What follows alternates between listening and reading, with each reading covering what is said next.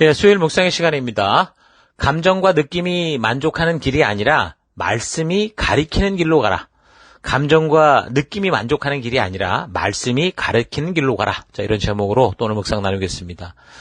자, 어제까지 우리는 열왕기하 14장에 나오는 이 남한국과 북한국의 역사를 통해서 우리가 지금부터 1분 뒤의 일도 알지 못하는 사람으로서 미래를 알 수 있게 하는 지혜를 얻는 거는 바로 이렇게 하나님이 보여주시는 역사를 잘 살피는 거다라는 것을 생각해 봤습니다.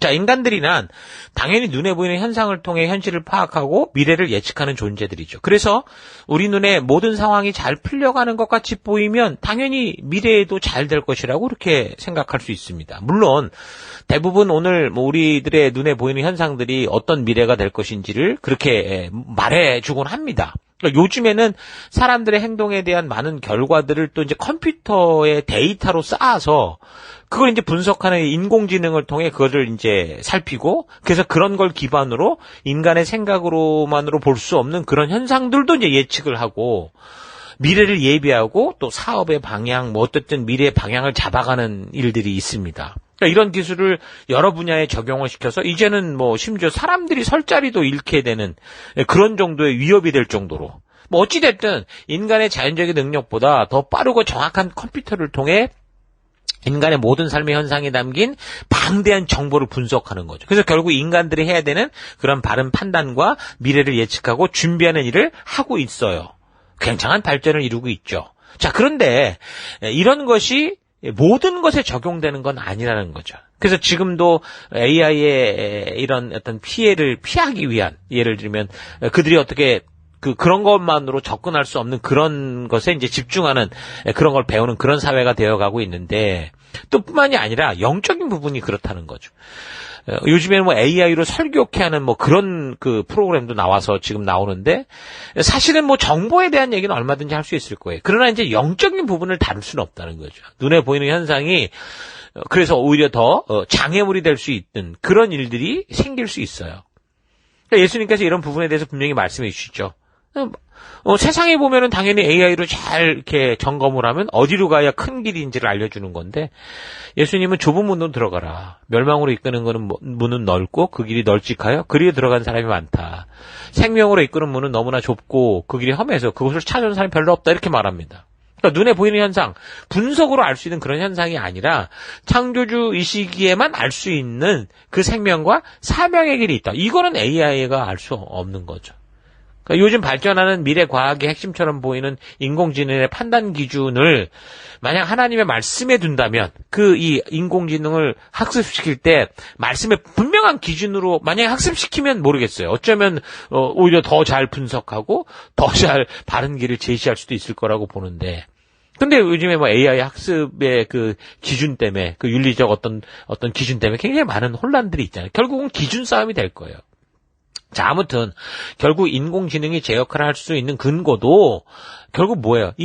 정보가 쌓여야 돼. 그러니까 역사가 쌓여서 그 역사의 기록을 근거로 분석하고 그래서 이제 미래를 판단하게 되는 거거든요. 그래서 우리는 무엇보다 똑같이 우리도 성경의 이 역사를 바르고 온전히 또 부지런하고 성실하게 살펴야 되는 거예요. 그래서 오늘 내가 어떤 삶을 살아가야 되는지 그 선택할 그런 어떤 궁금증이 있다면 기도를 통해 뭘 듣겠다라는 게 아니라 뭐가 들려옵니다. 그게 아니라 하나님이 이루어주신 이 역사를 보면 우리가 미래와 오늘의 선택의 분명한 길을 찾을 수 있다라는 거. 이제 그런 얘기를 나눴습니다. 자, 지금 북이스라엘의 여로보암 2세 시대에 이렇게 북이스라엘의 겉은 화려해지고 발전해가는 것 같지만 영적으로는 썩어 죽음으로 가는 이 사회로 지금 하나님께서 어떤 일을 하십니까? 이들을 돌이키기 위해 사람을 선지자를 보내시죠. 그러니까 성경에서 지금 예언자, 선지자가 등장하는 건 왜라고 그랬어요? 그 시대가 너무 잘하고 있어서가 아니라 그 시대가 아주 완악한 세대고 그래서 저들의 삶의 방향이 완전히 지금 패망과 멸망의 길로 틀어진 상황으로서 거기에다가 지금 거의 절벽 끝까지 와 있는 낭떠러지 끝까지 와 있기 때문에 지금 이 선제를 보낸다고 그랬죠. 그러니까 이런 사실을 볼 때 사실 우리가 오늘 이 시대를 살아가면서 무슨 예언하는 사람을 찾아간다, 예언을 듣겠다 이런 식의 삶은 굉장히 어리석다라는 걸 알아야 돼요. 그러니까 예언을 원한다라는 게 결국 뭐예요? 그거는 성경대로 보면 사술의 죄, 그러니까 무당죄다 이거예요. 점치고 개인의 안위를 듣기 위해 원하는 것을 듣고자 하는 그런 미신적 행위를 벗어날 수 없다라는 거죠. 그게 아무리 교회에서 교회의 그 성경의 용어로 예언을 한다고 해도 그건 전부 미신 이 구타는 수준밖에 안 된다 그 말인 겁니다. 그러니까 여러분 예언한다고 떠들어대는 사람 특히 조심하세요. 그런 단체들 특히 조심하셔야 됩니다. 하나님의 분명한 역사가 이곳에 있는데 그것을 통해 우리는 현실을 보고 미래를 볼 수 있는 그런 안목과 그 길을 찾을 수 있는 안목이 하나님이 이미 그런 말씀을 해주셨는데 왜 자꾸 뭔가를 듣겠다고 합니까? 조심해야 된다는 거죠. 성경 역사에서 선지자와 예언자들의 등장은 하나님의 백성들이 약속했고 언약된 길을 가지 않고 벗어났을 때, 그것도 한참 벗어나서 이제 죽음이 곧 코앞에 다가왔을 때라는 거 잘 기억하셔야 돼요. 그래서 하나님은 그런 멸망의 끝에 거의 다가가고 있는 이 북이스라엘에게 그렇게 고집스럽게 죄를 막 버리지 못하고 마치 자기가 잘나서 하나님이 기회를 주는 것도 자기가 잘나서 그런 것처럼 교만하 죽어가나 어떻게 보면 죽어 마땅한 이 사람들에게 하나님은 안타까운 마음을 가지고 부모이기에 또 누구를 보내요? 하나님의 가슴을 품은 마음을 품은 선지자를 예언자를 보내시는 거예요. 그래서 바로 우리가 살피는 이 역사적인 시기에 하나님께서 북이스라엘에게 보낸 선지자가 이제 아모스라는 사람이었습니다. 우리가 살피는 역사적인 흐름은 지금 열왕기 13장 후에 요나서 그리고 다시 열왕기하 14장으로 왔다가 다시 이제 우리가 아모스의 역사로 이제 이렇게 우리가 살피게 되는 거예요. 그러니까 지금 열왕기서를 우리가 살피고 있는데 열왕기의 저자는 이 시대가 어떤 상황이었고 이런 걸 자세히 말하지 않고 있거든요. 그래서 이제 이런 왕들의 시대가 어떠했는지 우리가 잘 알 수 없는 건데 그렇다고 이 시대가 어떤 상황이었는지 전혀 모르는 건 아니란 말이에요. 어쩌면 더 바르게 알 수 있는 게 있다고 그랬어요. 뭐라고 그랬으면 그 시대 사회에 보이지 않는 모습까지 적나라하게 찝어내고 보이지 않는 영적인 문제까지 드러내는 선지자들의 외침이 있기 때문이라고 그랬죠. 그래서 우리가 성경의 역사서를 살펴나갈 때 연대기적으로 이 예언서들을 잘 맞춰 읽는 게 굉장히 중요한 거예요. 선지자들은 하나님께로부터 받은 그 시대에 썩어 심판받을 그 현실을 적나라하게 고발하고 있기 때문에 그리고 경고하고 있기 때문에 그리고 그들의 고집 끝에 어떤 미래가 될 거다라는 것을 예언해주고 있기 때문에 우리가 굉장히 중요하게 살펴야 됩니다. 그러니까 여로보암 2세 시대는 겉으로 볼 때는 어땠다고 그랬어요. 이전 역사 어느 때보다 굉장히 부강해지고 잘 사는 시대였다. 영토도 넓어지고 또 여러 주변국들로부터 조공까지 받을 정도로 굉장히 성장하는 것처럼 보였는데 다시 말하면 겉으로 볼 때는 하나님의 축복을 받은 것처럼 보였는데 그런데 바로 그 시대에 등장한 아모스라는 선지자의 이야기를 들어보면 이 나라는 곧 망한다라고 외치고 있다라는 거죠. 뭔가 분명 그 시대가 하나님의 심판을 부르는 최악의 시대였다라는 것을 짐작하게 하는 건데 그 현실이 도대체 어땠기에 그랬는가라는 거는 이 여로보암 2세 시대 때 찬란해 보이는 발전 뒤에 숨겨진 사회 내부적인 적나라한 그 현실들을 이제 이 아모스서를 통해 우리가 분명히 살필 수 있는 겁니다. 이번 주간 우리가 역사적으로 살핀 이 시대의 역사적인 이 흐름을 잘 기억해 보면 그 시대 부름받은 아모스 선지자가 뭘 선포했을지 또 그래서 아모스서가 이런 내용이겠구나라는 걸 어느 정도 짐작을 할 수 있을 거예요. 지금 우리가 살펴왔던 역사만 우리가 잘 기억을 해도. 그러니까 이런 게 바로 성도들이 성경을 역사적으로 살펴봐야 되는 이유라는 거죠. 우리가 이제 역사적인 순서를 따라 살피게 되는 선지서들을 통해서 우리는 하나님께서 그 백성들에게 말씀하시고자 하는 믿음의 핵심이 뭐고 그런 어두운 세상 속에서 부름받은 성도인 내가 어떻게 하나님의 뜻을 살아갈 수 있는가, 어떤 길을 걸어야 되는가라는 걸 분별하게 되는 거예요. 그래서 그런 과정을 통해 우리는 진정으로 하나님이 이 시대 속에 원하는 오늘 내게 원하시는 하나님의 의도가 뭐구나라는 걸 알 수 있게 되는 거죠. 자, 신학에서 성경의 예언자들을 분류할 때 어떻게 일단 나누냐면 크게 문서 전 예언자들, 그러니까 기록이 없는 예언자들, 그리고 기록으로 남긴 예언자들 이렇게 나눌 수 있어요. 그러니까 자신의 이름으로 무슨 글을 남기지 않은 그런 사람들이 있다라는 거죠. 그리고 기록을 남기지 않은 예언자들이 누구냐? 엘리야 같은 사람, 엘리사 같은 사람이잖아요. 나단 같은 선지자. 분명히 언급이 되고 엄청난 능력의 일들을 행했는데 이 사람들은 뭘 남긴 게 없어요. 근데 이제 기록을 남긴 문서 예언자들이 있는데 그게 이제 BC 8세기 북이스라엘이 아시리아에 멸망당하기 전후로 활약했던 예언자들. 우리가 지금 성경에서 보는 아모스, 호세아, 이사야, 미가, 요나, 요엘 이런 사람들. 그리고 이제 BC 587년이면은 남유다가 멸망하기 바로 그 직전인데 그때 또 등장했던 예언자들이 바로 예레미야, 다니엘, 에스겔, 하박국, 스바냐 이런 사람들이죠. 그리고 이제 포로로 잡혀갔고 결국 그 포로기에 또 활동했던 선지자가 학개, 스가랴, 말라기 이렇게 되는데 근데 우리는 지금 이 성경의 순서로 보면 이 다 섞여 있잖아요. 막 분류가 돼 있질 않고 이런 걸 잘 우리가 그래서 분별해서 읽어가야 되고 연대기적으로 읽어가야 된다고 말하는 거예요. 그래서 아모스서는 어쨌든 문서 예언자라고 할 수 있는 그런 문서 예언서로 분류가 되는데 최초로 쓴 작품이라고 볼 수 있어요. 아모스서가.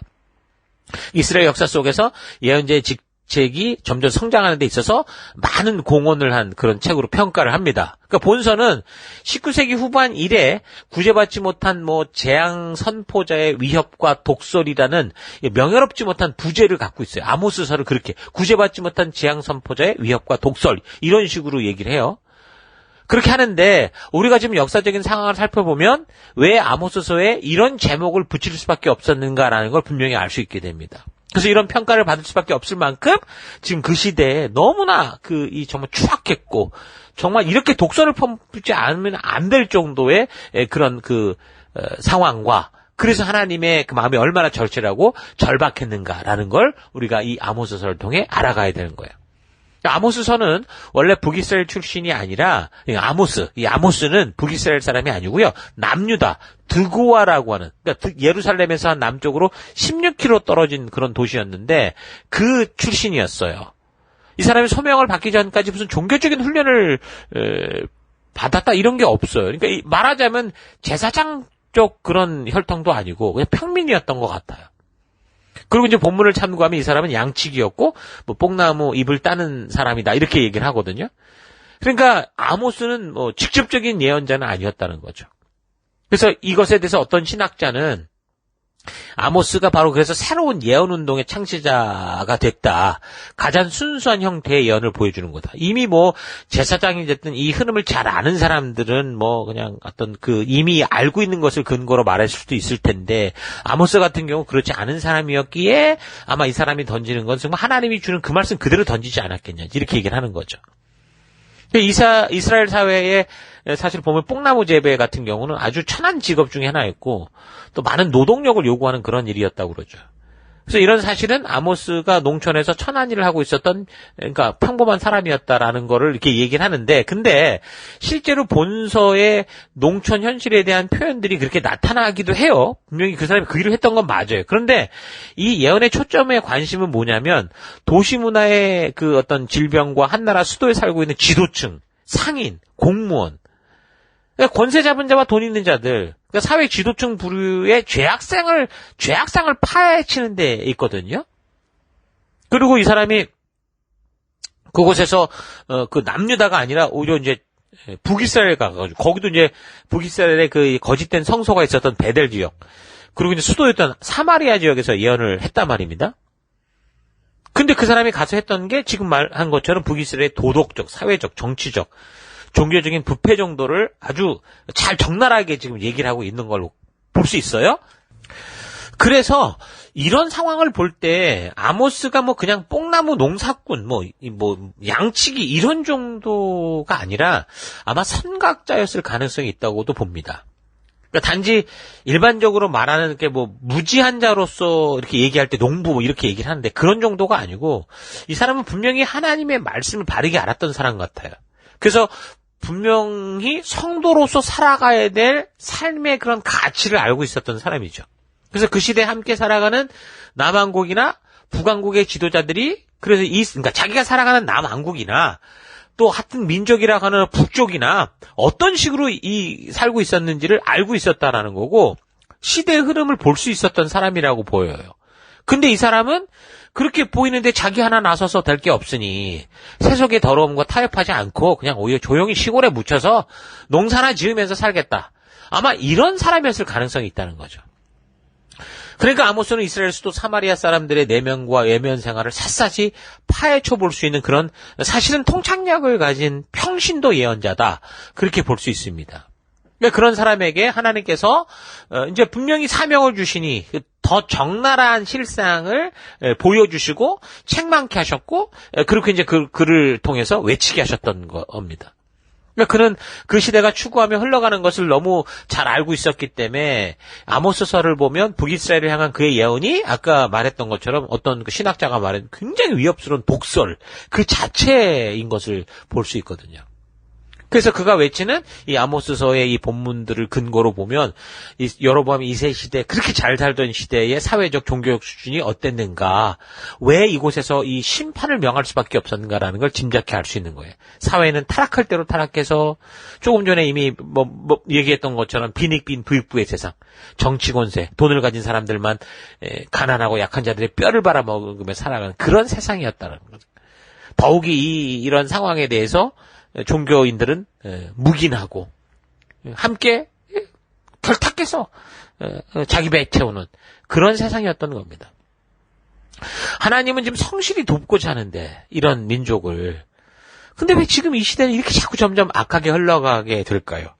이미 여러분들에게 몇 주 전에도 그런 얘기를 했던 것처럼 근본적으로 지금 그 욕심과 결국 욕심에 근거한 거라고 그랬는데, 그러니까 다시 말하면 하나님의 백성된 존재로서 부름받은 그 언약, 그리고 사명, 정체성을 잊었기 때문인 거죠. 그러니까 이걸 잊어버리면 그다음부터 나타나는 모든 현상은 죄악에 죄악을 더하는 상황이 될 수밖에 없어요. 그러니까 당연히 자기 생각에 옳은 대로 살고 자기 만족과 유익만을 위해 살아가는 그런 세상이 되는 거죠. 그래서 그 하나님의 형상을 완전히 금송아지로 만들어 놓은 걸 아주 좋아하는 거예요. 이게 문제인데 그거를 근거로 살고 있으니 끊임없이 하나님이 주시는 이 기회들은 저들의 욕심으로 빠져가는, 지금도 이스라엘과 팔레스틴 그 하마스의 전쟁 속에서 지금 그 팔레스틴 쪽으로 인도적인 차원의 그 물자를 못 들어가게 하는 게 지금 그게 정말 백성들 위해서는 우리가 보내야 되고 살려야 되는데 그게 전부 테러리스트들에게 들어가니까 이게 문제가 되고 있잖아요. 그런 것 같은 거죠. 하나님은 우리에게 인도적인 차원에서 정말 하나님의 사랑으로 끊임없이 우리에게 주는데 그게 전부 이게 하마스 같은 이 테러리스트 같은 이 권세 잡은 자들 이런 이 부자들 이런 사람 다 그렇다는 건 아니지만 결국엔 그런 욕심의 사람들에 의해서 이게 전부 썩어져 가고 있다라는 거예요. 왜곡되고 있다라는 거죠. 그러니까 북이스라엘은 개국 초기부터 하나님을 금송아지로 그렇게 만든 나라잖아요. 그러니까 성도들이 하나님의 전적인 은혜로 지금 우리가 구원받았다고 그랬어요. 그래서 교회를 구사일생으로 들어오게 됐는데, 그럼 그 안에서 하나님의 마음을 가르쳐야 되는데 교회를 재밌게만 만들고 자기들이 원하고 바라는 내가 원하는 대로 주는 게 그 하나님이구나 이렇게 오해하고 그걸 방치하게 되는 경우 어떻게 되겠어요? 이게 교회가 어떻게 흘러갈지 몰라요. 그렇게 되면 저들에게 하나님 베푸신 구원의 은혜도 오해하게 될 거고, 그러면 이제 하나님이 초대하여 맺은 신의 언약도 오해할 거고, 그리고 우리가 어떤 존재로 부름받는지도 오해할 거고, 그러니까 성도의 정체성조차 이제 깨어지게 되는 거죠. 그러니까 다른 그 어떤 것보다 우리가 구원받을 때 가장 먼저 알아야 되는 하나님의 말씀에 대해서는 소홀하고 외면하고 덮어놓고 먼지 쌓고 살아가면서 뭔가 들린다, 느낀다 이런 것만 쫓아가는 엉뚱한 삶을 살게 되는 겁니다. 그래서 교회에 들어오자마자 복음을 만나야 되는데, 말씀을 만나야 되는데 그렇지 못하고 하나님을 오해하면 그런 사람은 교회에 거하면 거할수록, 함께 살아가면 살아갈수록 교회를 우상의 그 산당으로 만들어버리는 그런 일에 빠지게 되는 거죠. 그래서 이 아모스 선지자의 관점은 이 이스라엘 백성들이 여호와 하나님과의 계약을 맺은 족속이다라는 정체성 회복에 굉장히 그 초점을 두는 것 같아. 그래서 구원과 은총에 대한 책임과 의무를 수행하는 이 계약 백성이다, 우리는 언약 백성이다라는 것을 항상 염두에 두고 전하는 그런 것을 볼 수 있습니다. 그래서 정체성을 회복하고 자신들의 정체성을 회복해야만, 그래야 이게 바른 길로 돌아오는 거지, 잘못된 일을 하나하나 지적해서 될 일은 아니거든요. 자기의 정체성을 알고 하나님 앞에 바르게 서야 하나님 주신 삶의 기준, 성도로서 살아갈 분명한 가치를 알게 되고, 가치를 알면 보내받은 곳에서 믿음의 길을 살아갈 수 있게 되는 거죠. 그래서 남유다의 죄를 언급하면서도 그 시내산에서 맺었던 그 이 하나님과의 언약을 늘 기억하게 하고 북이스라엘의 죄를 언급할 때도 그 하나님을 오해하지 않도록 그렇게 하는 그 이 일들이 계속 있는 거죠. 그래서 그는 이 건국식이 그 북이스라엘의 건국식이 처음부터 하나님의 법도와 규례를 저버리고 자기들끼리 만든 금송아지를 따라가는 이 백성들에게 하나님과 맺은 언약 백성으로서 너가 어떤 사람인지를 깨닫게 하고 그래서 이제 그렇게 그 이 삶의 그 이 부르심을 알게 하는. 근데 결국은 하나님이 그 시내산 언약에서 약속했던 그걸 지켜가지 않는 그것들 적나라하게 그러니까 하나님의 법도와 규례를 상기시키면서 지적해내는 그런 일을 하는 거죠. 그러니까 이 백성들이 하나님의 성실한 도우심에도 불구하고 자꾸 최악으로 흘러가는 건 하나님을 오해하는 거예요. 오해한 거예요. 그리고 정체성을 오해해버린 거죠. 그러니까 하나님의 말씀과 언약, 법도와 규례의 의도 이런 걸 모르니까. 그러니까 하나님 왜곡하고 무시하고 외면하고 그러니 뭐 하나님의 말씀 뭐 듣자 보자 해도 늘 귀찮아하는 거야. 무슨 예배를 드리고 하나님께 말씀을 해도 말씀은 10분 5분이면 잘한다고 박수 쳐주고 정말 하나님의 뜻을 우리가 배워야 되는데 그런 거 항상 무시하고 뭐 그냥 찬양에 뭐 무슨 뭐 행사에 이런 걸로 하는 것만 최고인 것처럼. 그래서 아모스 선지자는 부름받은 백성이면서도 그 기준을 잃은 그 현실을 그 백성들에게 정확하게 지금 독설로서 이제 얘기를 하는 거죠. 그래서 아모스 선지자가 본 환상 중에 보면 다림줄에 대한 게 나오거든요. 다림줄이 뭐예요? 그 건물을 지을 때 그 건물이 기울어지지 않도록 하기 위해서 위에서 이렇게 딱 떨어내린 그걸 기준을 말하거든요. 그래서 그 기준에서 빗나가게 돌을 자꾸 삐딱하게 싸면 어떻게 돼요? 그 건물은 무너지죠. 그것처럼 하나님의 백성들에게도 하나님이 세우신 분명한 다림줄이 있다라는 걸 말해요. 그게 뭐예요? 바로 시내산 언약인 거예요. 모세를 통해 우리와 약속했고 언약했던 그 하나님의 의도, 법도와 규례, 그 말씀 속에는 하나님의 말씀의 가치, 그게 바로 그 하나님의 다림줄이다라는 걸 분명하게. 이 백성들에게 그 얘기는 너희가 지금 다림줄에서 빗나가고 있다라는 걸 계속 얘기해 주는 거예요. 이 다림줄을 망각하면 어느 시대를 막론하고 다 무너질 수밖에 없어요. 그래서 이 시대, 오늘 살아가는 우리 또한 이 하나님의 언약, 그 기준에 대해서 바르고 온전히 알아야 되는데 그래야 성도로서의 그 삶의 가치를 따라 우리가 어떤 상황과 환경을 만나도 살아갈 수 있는데 그렇지 못하면 어떻게 되는 거예요? 결국은 무너지는 거예요. 그래서 저는 이제 거듭나는 게 뭐냐라고 할 때 그 거듭남이라는 건 바로 이런 하나님의 언약의 의도, 하나님의 진실한 의도를 만나는 거다. 자꾸 이렇게 말하는 거죠. 아, 하나님이 이것 때문에 그러셨던 거구나라는 걸 알아야 그리고 그 마음과 그 사랑과 그 은혜를 알아야 우리가 바른 길을 걸어갈 수 있는 거죠. 하나님의 전적인 은혜로 구원받은 우리가 바르게 갈 수 있는 유일한 길은 이 말씀 앞에 서는 거고 그래서 말씀을 통해 하나님의 진실한 의도라는 거듭남이 있어야 되는 거예요. 근데 이 북이스라엘은 개국 초기부터 그냥 여로보암이 하나님을 금송아지로 만들어버리고 다림줄을 삐딱 이상한 다림줄을 갖다 놓은 거죠. 그러니 계속 무너지고 그러니까 북이스라엘은 금송아지 산당으로 무너지고 남유다는 또 비슷하게 산당에서 무너지고 이런 거예요. 자, 그래서 아모스서에는 처음부터 굉장히 강도 높은 비판, 심판의 이야기가 아주 막 쏟아져 나오죠. 근데 중요한 건 심판에 대한 예고는 너 이제 죽었어. 너 이제 가만히 안 둬. 이런 협박이 아니에요. 그게 아니고 지금 너희가 기준에서 벗어난 이 길을 확실하게 보여주고 이 길의 끝은 죽음이다라는 걸 정확하게 지금 알게 하는 그런 말씀이라고 할 수 있죠. 선지자를 지칭하는 용어는 뭐예요? 하나님의 사람, 파수꾼, 여호와의 사자, 영의 사람 이렇게 얘기를 하는데 선지자의 임무는 뭐예요? 미래를 예언하고 이런 게 아니에요. 당대의 사람들을 대상으로 너희가 지금 하나님과 약속한 이 다림줄에서 얼마나 벗어났는가를 선포하는 사람인 거죠. 선지자는 그 기울어졌을 때 오는 사람이니 그런 얘기를 하는 거예요. 그래서 이 사람들의 가장 중요한 임무는 하나님과의 언약을 상기시키고 그 부르심을 기억하게 하는 거죠. 물론 저들의 선포 속에는 무서운 심판의 경고도 있어요. 근데 그건 왜 그래요? 끝까지 지키지 않을 때 결국은 이렇게 된다고 약속했던 것을 기억나게 하는 거거든요. 그래서 심판을 외치지만 가장 중요한 이 예언자들의 사역의 핵심은 뭐예요? 하나님의 약속으로 돌아오게 하는, 본질로 돌아오게 하는 그 메시지인 거죠. 자, 이런 사실 잊지 마시고 오늘 이 시대 속에서 우리가 언약 백성으로 살아가는 우리 각자의 이 사명들, 부르심을 잊지 않고 그 부르심을 따라 기준을 따라 믿음으로 바르게 서는 우리가 될 수 있으면 좋겠습니다. 자, 오늘 하루 나는 하나님의 전적인 은혜로 구원함을 얻어서 하나님이 초대하신 그 언약의 자리에서 하나님이 누구신지를 바르게 알고 또한 내가 누구인지를 바르게 아는 거듭남이 있는 그런 삶을 살고 있었는지, 아니면 전적인 하나님의 은혜로 분명히 교회 안에까지 들어왔는데 하나님이 이렇게 나를 구원하여 초대하고 부르신 그 언약의 의미를 알지 못한 채 그저 내가 경험하여 알고 기대하는 그런 신, 내가 바라는 우상의 형상을 하나님이라고 착각하고 그래서 내가 바라고 기대하는 어떤 종교적인 삶을 그렇게 살고 있지는 않았는가, 좀 차분히 되돌아봤으면 좋겠어요. 많은 교인들이 진정으로 하나님의 진심을 만나게 하는 하나님의 말씀을 들을 때, 다시 말해서 설교를 통해서 성경에 근거한 역사를 눈으로 확인하고 하나님의 분명한 일하심을 우리가 알게 될 때, 이것을 지금 하나님, 살아계신 하나님이 나를 당신의 자녀된 삶으로 부르시는 초대다, 하나님의 말씀이다, 명령이다라는 걸 믿지는 않아요.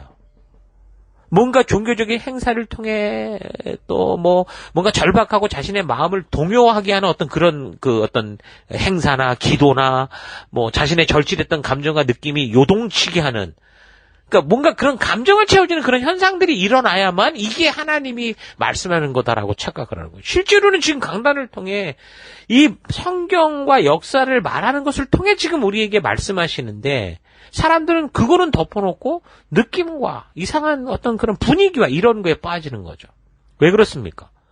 교회를 들어오면서부터 들어왔을 때 하나님 말씀 앞에 바르게 서서 하나님의 진심을 만나는 거듭남이 있어야 되는데, 그게 아니라 그 거듭남조차 어떤 느낌으로 이게 우리가 오해를 했고 오해하게 만들었고, 그래서 그저 자기의 만족과 감정과 느낌을 따라 마치 이 여로보암 1세가 하나님 주신 그 귀한 기회를 통해 북이스라엘이라는 나라를 열게 됐는데 그때 금송아지로 싹 만들어버린 거, 이런 식이 돼버렸기 때문에 그래요. 자기가 만든 존재하지도 않는 그런 거짓 하나님의 형상을 하나님이다라고 생각을 하기 때문인 거죠. 이 참 무서운 현실입니다. 평생 동안 교회를 다니며 교회에서 행하는 행사에 익숙해져 있고 분명히 여러 가지 집회를 통해 은혜를 받았다고 하고 눈물도 흘리고 교회 안에 많은 사람들이 달려가는 그런 길로 그 사람들의 뒤통수를 보고 우리가 같이 가고 있는데, 그 익숙해져 있고 거기 편안해져 있는데 자기가 바라고 기대하고 익숙한 그런 게 아니라 내가 기대하고 바라던 게 전혀 하나님이 아니고 하나님이 말씀하신 방법도 아니었다고 하면 어떻게 될 거예요? 이게 참 무서운 거죠. 교회에 와서 열심히 살았는데, 모태신앙을 하면서 살았는데 정작 하나님을 만난 적이 없으니 내가 알고 믿고 하는 모든 것들이 나중에 보면 하나님과 무관한 것이 돼버리는 그런 현상이 되면 이게 어떻게 되겠습니까? 이게 정말 무서운 일이죠. 그게 가장. 그게 좀 자주 말씀드리지만 마태복음 7장에 그 얘기가 그 얘기인 거예요. 나더러 주여 주여 하는 사람이라고 다 하늘나라 가는 게 아니다. 뭐라고 말해요? 하늘에 계신 하나님께서 말씀하신 그 뜻을 따라 행하는 사람이어야 들어간다. 그러니까 성경에 말씀하는 우리가 걸어야 될 바른 신앙의 길은 내 느낌과 주변의 흐름을 따라 믿는 게 아니고 바로 하나님이 말씀해 주신 말씀의 그 기준, 법도와 규례, 그 가치를 따라 그대로 믿는 거라는 거 잊지 마십시오. 여러분, 성경이 모든 판단의 근거가 돼야 돼요. 강단에서 외치는 이 말씀들도 그래서 성경을 근거로, 이 역사를 근거로 살피고 들어야 돼요. 목사가 말하면 무조건 다 옳은 게 아니라는 거죠. 거짓말을 하진 않겠지만 우리가 자칫 이 사람을 이끌고 함께 되는 그런 사람으로서 우리도 교만과 오해 속에 빠질 수 있기 때문에 정말 이 사람들이 성경에 근거한 말씀들을 하고 있는가? 우리 스스로가 파수꾼이 돼야 돼요. 이런 사실 잊지 마시고, 지금 나의 믿음의 삶이 하나님이 이루어오신 역사를 통해 알게 되는 진정한 하나님의 뜻에 근거한 삶인지, 아니면 그저 내가 기대하고 바라던 내 느낌, 또 교회당 안에서 주변 사람들이 무난하게 달려가고 있는 그런 길을 따라 아무 생각 없이 걷는 삶인지를 분별해서 여러분 바른 생명과 사명의 길을 걷는 여러분과 제가 되기를 축원합니다. 저는 하루도 힘내십시오. 잠시 기도하겠습니다. 하나님께서는 우리와 맺은 언약을 따라 우리가 사는 길이 형통한 삶을 사는 길이라는 사실을 성경과 역사를 통해 분명하게 알게 하시는데, 그저 전통적으로 익숙해진 종교적인 길에서 나의 만족과 유익을 위해 성경의 기준이 아닌 다른 사람들의 살아가는 것을 기준으로 비교하면서 하나님이 부르신 그 말씀의 길이 아닌 많은 사람들이 가는 종교와 감정의 길을 걸어왔던 것을 회개합니다. 내가 하나님의 전적인 은혜로 구원을 얻었을 때 하나님의 백성답게 살게 하는 언약으로 초대하시는 하나님의 진심을 만났는지, 그래서 그 바른 정체성을 잊지 않고 살아가고 있는지 늘 말씀으로 나를 되돌아보고 그 부르심의 길을 따라가는 내가 되길 원합니다. 하나님은 우리를 생명과 축복이 있는 언약의 자리로 부르신다라는 거 잊지 않고 성경을 통해 발견하는 수많은 심판의 경고와 멸망의 예언들을 살필 때 그 안에서 하나님의 진실한 뜻을 만나서 언약의 자리에서 떠나지 않고 하나님이 예비하신 그 축복된 삶으로 나아가는 내가 되기를 원합니다. 하나님 감정과 느낌이 만족하는 길이 아니라 하나님의 말씀이 분명하게 기록된 말씀이 알려주는 이 길로 가야 된다라는 거 잊지 않고 그 길을 걷는 오늘 하루를 되기를 간절히 바라오며 예수님 이름으로 기도했습니다. 아멘.